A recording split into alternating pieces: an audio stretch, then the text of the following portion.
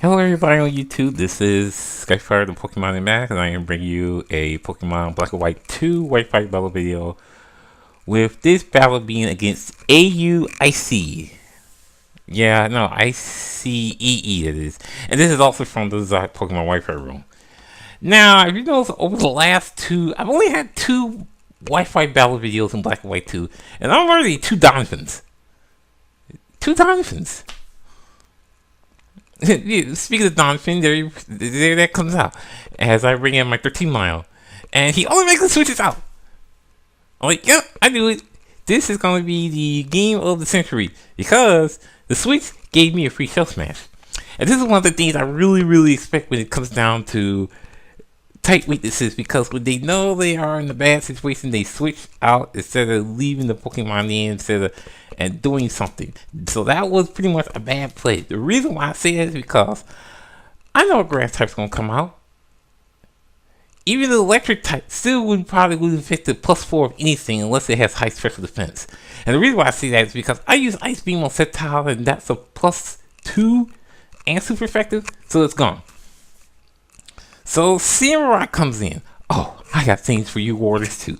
Something called a hidden power. And yes, that would be electric, folks. So I use that, and that is going to be a KO on Samurai. So far, it looks like Gorbice is going 2 for 2. The problem I had was with Garchomp. And I was hoping this wasn't the Sandville Garchomp. I would know, but it doesn't really matter because I'm going to use Ice Beam, so that's ×4 +2 super effective. The problem was it had a Focus Sash, and I thought I was going to have another KO. I guess not. So Earthquake comes in, and I am looking like, please don't get me down to that low, and I went that low. So I guess 6 HP will do just as fine to get the Garchomp out. So at least for the part, 13-mile is doing pretty good. Oh yeah, 13-mile is my Gorbice, of course. So here comes the Donphin, and I have to think to myself, did I really want to switch? Or I just want to sack it to make sure I can get something good on the next Pokemon? Because if Stealth Rocks came up sometime in the next future, I would really hate to try and put Gorbice back in. So I did not do that. So I bring in the Finn-Niles, that is my Quagsire, and like I said, did I say something about Stealth Rock? There you go. Something told me that Stealth Rock was going to come somewhere mid to late game, or at least when I still have more than 4 Pokemon on the team. So anyways, I went for a waterfall after I did a stockpile, but I had to think about that. Are we on a speed tie or something like that? Because I really did not know if I was first. But wait, wait. Did I do waterfall first? It took me a while to think about how did I get this wrong. I did somehow get it wrong, but I did get it right because he used Roar. And that was the other thing I expected about Donphins. Ice Shard, Roar, Earthquake, and Stealth Rock. Well, speaking of Ice Shard, there that move is. But I already knew that I had good enough defense because even with high attack on Donphin, Ice Shard, and being super effective, I really didn't think that it wasn't going to be enough to KO Airbender, which it didn't. So Giga Drain, and one of my problems with that Donphin is gone.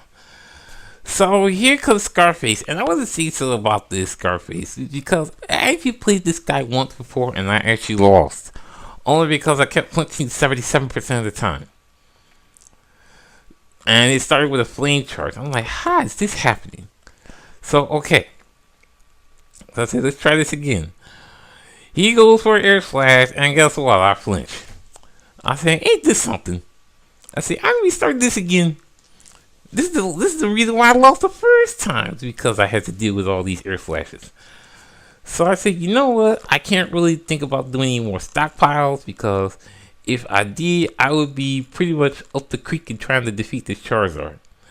Well, instead I used one waterfall and there goes the Charizard. I said, thank you very much, Finn-Niles.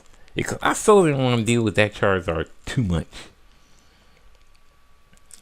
So Metagross comes in. I said, wait a second. If I'm not faster than Charizard, what makes me think that I'm going to be faster than Metagross? And apparently so. There it is. Ice Punch from Metagross, and that is going to be a KO. So I bring in Druddigon. Well, okay. Okay, where are we? Druddigon's name currently is Steel Mobbery, but everybody knows that back in Pokemon Black and White, it used to be Fierce now. Maybe it is still Fierce now. Or is it Dale Mobbery? Well, anyways, he goes for the Ice Punch again, but I get super effective, but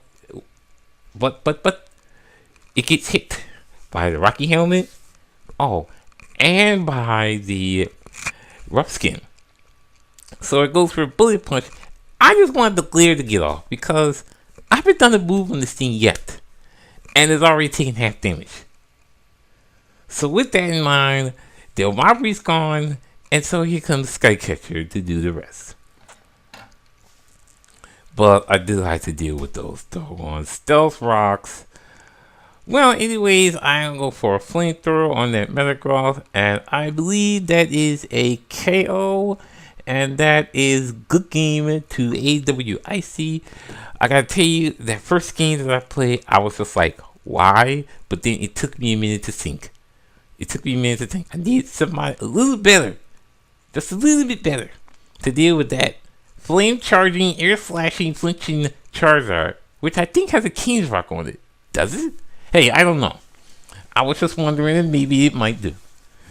Well, that was interesting. You know, these regular Pokemon that I have are really winning, and I'm pretty shocked at that because, well, I guess like I said, sometimes they work and sometimes they don't. If I was playing against OUs and with somebody who Pokegens or something like that, it might have been a whole different story, and they probably wouldn't have gotten this close. Rate, comment, subscribe, give it a like. This is Skyfire, the Pokemon Magazine. Have a nice day and see you next time.